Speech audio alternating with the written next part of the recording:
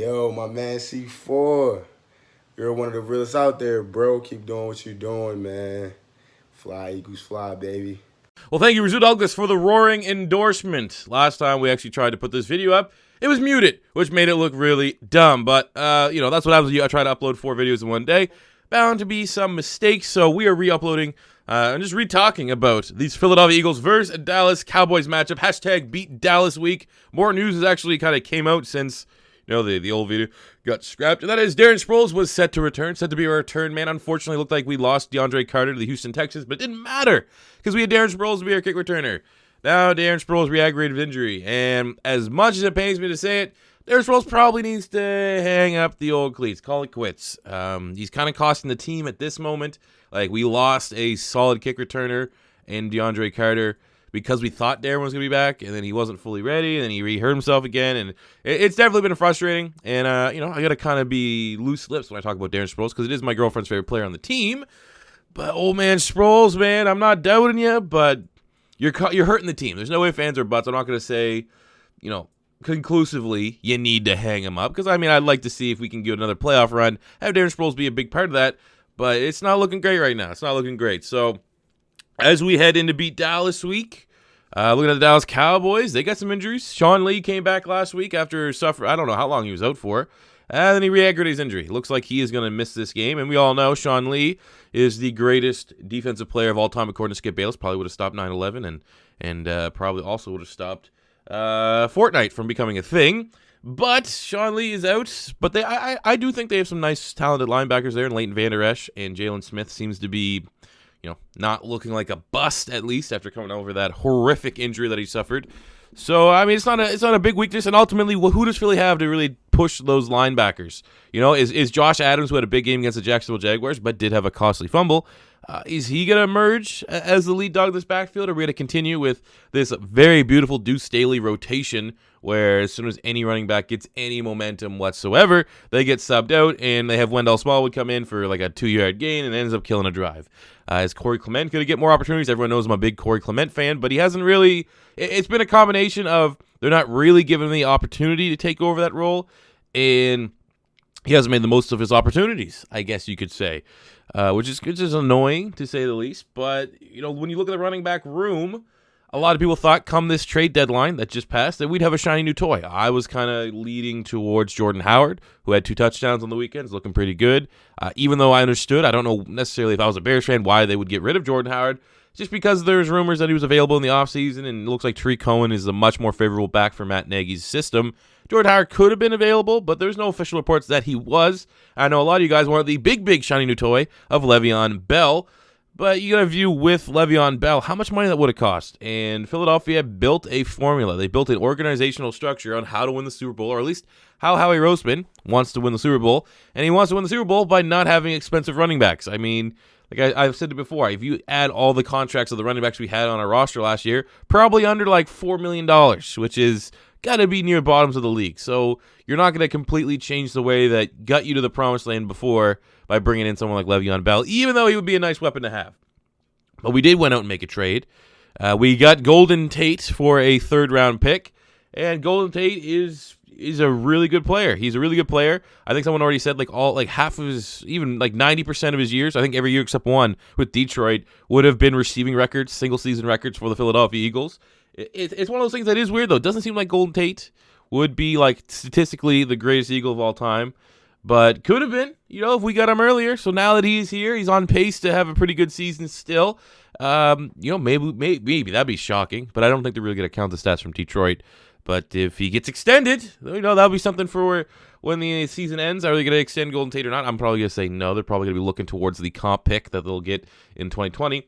But how's Golden Tate going to fit in this offense? How is he going to be in the slot? And they're going to move Nelson Aguilar out wide with Alshon Jeffrey? Or are they going to have Aguilar and Golden Tate rotate? Sometimes they'll be in the slot. Sometimes they'll be on the outside. Is it going to open up things for Zach Ertz? Is it going to take away catches from Zach Ertz? Is it going to open things for Alshon Jeffrey? Well, I can tell you right now, yes, that's what's going to happen. Alshon Jeffrey, who has already been our best skill position player, I think. Zach Ertz has been the most productive, but I think best in terms of wow plays and stuff like that. I might have to say it's Alshon Jeffrey because he has a bunch of touchdowns right now, and him and Carson Wentz are firing on all cylinders. But it's going to be great to see Golden Tate out there. I would temper your expectations just for this week, though, because he still is learning the playbook. Doug Peterson's still probably trying to figure out the best way to utilize Golden Tate's skill set. But look at Golden Tate's career at the Dallas Cowboys. Dallas Cowboys is a team Golden Tate has owned throughout his career. In his last 2 games against Dallas, he has 200 yards, I think like 12 catches, 200 yards, 2 touchdowns. So very productive, and it's going to be very nice to have him out there. And I think for me, the expectation that could be kind of lofty, but it's what I'm setting, is I just want to see Golden Tate put up a better stat line than Amari Cooper. That's pretty much it. Knowing Dallas gave up a first-round pick for Amari Cooper, knowing most Dallas Cowboy fans, I'd probably say like 90% of them are upset they gave up a first-round pick for Amari Cooper, knowing that they're going to finish, barring crazy turnaround, they're probably going to be a top 10 team in terms of pick. So they gave a top 10 pick for Amari Cooper, and we gave up a third rounder for Golden Tate. If Golden Tate could just be rubbing a little bit of the salt in the wounds of the Dallas Cowboy fans, which is always good, because the more I was thinking about it, I was actually talking to my buddy. Is this the biggest rivalry in football? Like, I always try to that's why I like to ask people that are fans of other teams and get an outside perspective. Because when I think about rivalries, I think it's Dallas and Philly and Pittsburgh and Baltimore. Like, there's some big rivalries, Pittsburgh, Cincinnati. You can look at the Giants and Cowboys. You can look at the Falcons and the Saints. You could look at, Packers and Vikings, Packers and Bears, Seahawks and 49ers for like a period of time. I guess that's still a thing. But in terms of two fan bases that hate each other, that despise each other, I think it's Philadelphia and Dallas, and it's by like a considerable amount. But again, that's just my take as obviously a fan that's involved in said rivalry. But, I mean, beat Dallas week is very, very important. As the Philadelphia Eagles, we're 4-4 right now. But the reassuring fact, I would say, all season, even when we've looked good and when we've looked bad, is that we can win the division. We're the best team in the NFC East. Now it's time to prove it. We're 1-0. We're undefeated. We demolished the New York Giants. But Dallas and Washington are going to be tricky. They're going to be tricky. I don't think there's going to be any blowout games remaining. Maybe when we have the return game against New York, because the Giants are debatably the worst team in football right now. But the Dallas games are always tough, even though this week's at home. You definitely would expect Philly's going to put their best foot forward, especially coming out of the bye. You never know. You take Dallas lightly, they're going to make you look stupid. And maybe there's a little bit of revenge because the Dallas Cowboys is kind of the asterisk when you look at our great playoff run last season. They were the loss, even though we were playing our second and third stringers, so we don't get banged up for the playoffs. But Dallas still won. It was ugly. Dallas played all their starters and barely beat us. I think they scored 1 touchdown in the whole game. But they still beat us, so maybe there's a little bit of motivation there to give it back to them, avenge the last time that we lost to the Dallas Cowboys. But it's a good game, man. It's a good game. We're coming after the bye. Looks like Lane Johnson's going to play. There's rumors that he sprained or had an MCL injury, could be out for upwards of the month. And all the reporters are saying he's going to play if he can because it's Dallas week, which is good. I mean, Lane Johnson hasn't had the best of starts, but he's better than Vaitai. There's reports that Jordan Mailata might play some running back sooner than later, so make sure you watch your sub boxes because that might be a career mode that's coming out sooner than later, or already came out depending on when this video goes live. Hopefully we found great success in that video. So with that being said, man, it's beat Dallas week. I'm trying not to come off super biased because I already know that in the post-game grades video that we're gonna do, that's where I'm gonna lay it on. So I don't want to stank this video up too much.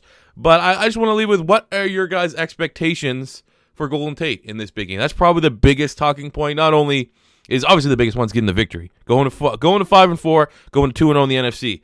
But I think within that, people want to see what Golden Tate looks like. He's our shiny new toy. How is Carson Wentz? How is Doug Peterson going to perform with that shiny new toy? I'm going to guess the stat line is going to be 4 catches for 60 yards, no touchdowns. I think he's going to look promising, but he's 1 week away.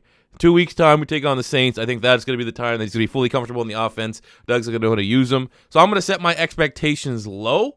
But I know some of you guys are probably getting some pretty bodacious expectations. Oh, Golden Tate's going for 11 catches, 207 yards, 5 touchdowns or something like that. But, yeah, man, big stretch, big game. Let's go. Let's beat Dallas. Shout out to Rasul Douglas. Shout out to Smitzy. If you guys have seen any of my live streams, he's one of the mods. He's the guy that hooked us up with that Rasul Douglas video. So big shout outs to him. And that does it for me today, guys. As always, if it's your first time stopping by, don't be afraid to hit that subscribe button. And until next time, it's C4 saying peace out.